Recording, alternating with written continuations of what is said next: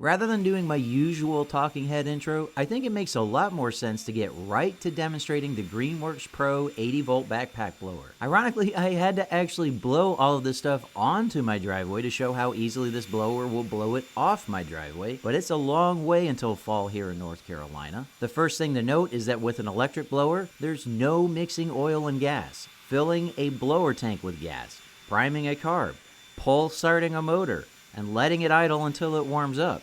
You just pop in the battery and you're good to go. That means I'm much more likely to pull the Greenworks blower out for a small job than I'd ever consider practical for my gas blowers, yet as you can see, it's still powerful enough for big jobs.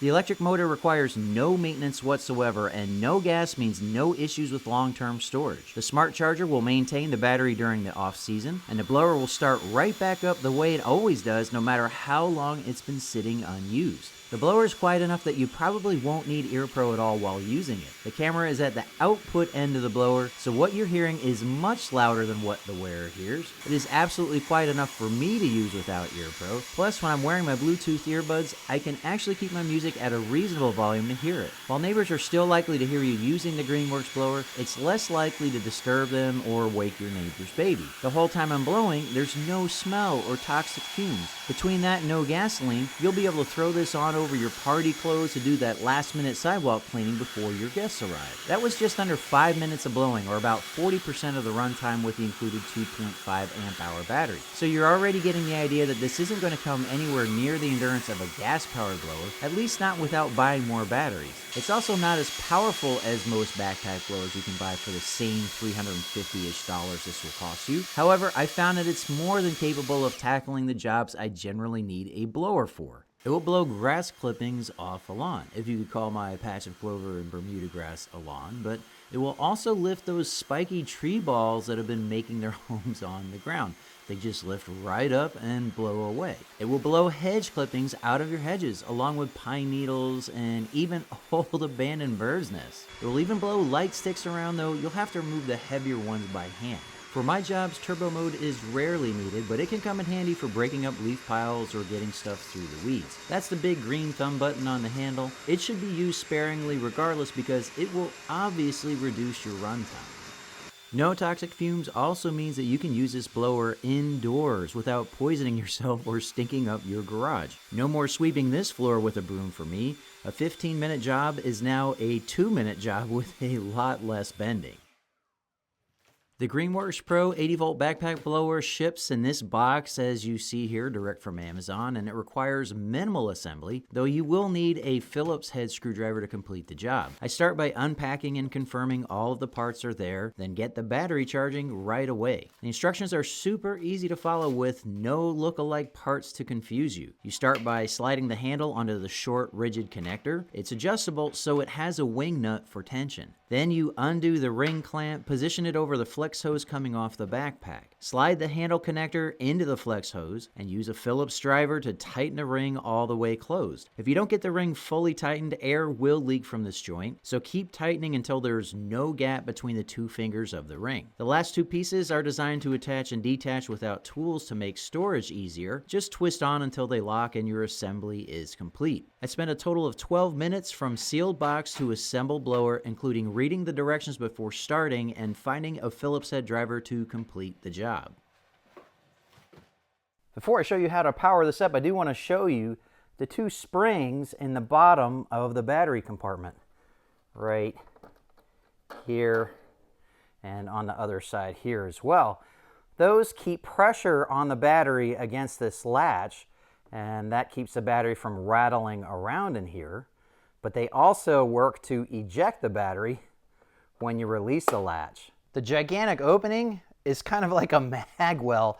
It just swallows that battery and it aligns everything for you. You just press down enough to compress those springs so this latch engages, and that's all there is to it. There is no power button on this. You just have the throttle controls on the handle.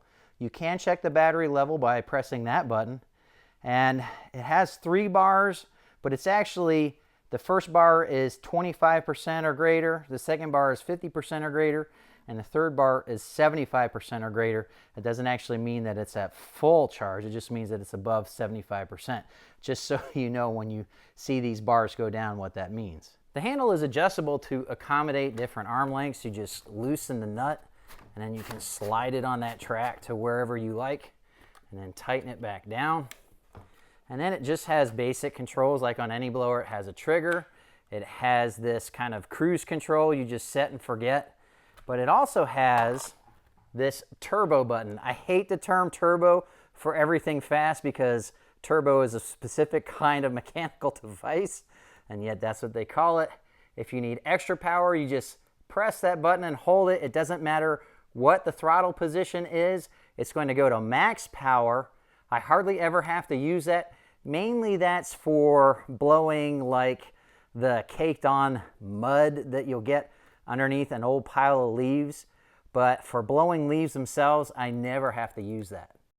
After fully cycling the battery a few times, I left it in the charger for a few days to see what the run time would be that first time you run the blower to empty. It ran for 12 minutes and 45 seconds, which matches my expectations given that I can do about 15 to 20 minutes of work on a single charge. Electric blowers don't need to idle, which means that they're turned off when you're not blowing. So when you're thinking about how long you typically run a blower, you need to subtract out all of the time you're not actually pulling the trigger to get an idea of whether or not 2.5 amp hours is enough for you. Greenworks claims that a full charge of the included 2.5 amp hour battery can happen in 30 minutes, so I tested that. I had two rules for a test like this. Number one, I started by fully discharging the battery in the blower, just like someone who would want a fast recharge. Number two, I started timing the moment I inserted the battery in the charger. What I discovered is that the claim is technically true, but practically not realistic. The charger will wait to start charging until the battery cools down after being discharged, and this took an average of about 12 minutes. After 30 minutes total time in the charger, I did get 10 more minutes of runtime, but I found that it takes about 42 minutes until the full charge cycle finishes. So yes, the 2.5 amp hour battery did get to a full charge and 30 minutes of charging, but that required another 12 minutes of the battery cooling before charging would commence. I think for all practical purposes, if you want to efficiently do a job that requires more than 12 minutes of actual blowing, you're going to want to buy additional batteries or plan around an honest recharge time of about 45 minutes. The straps are comfortable enough, I just don't notice them, which is all I ask of straps on a backpack blower.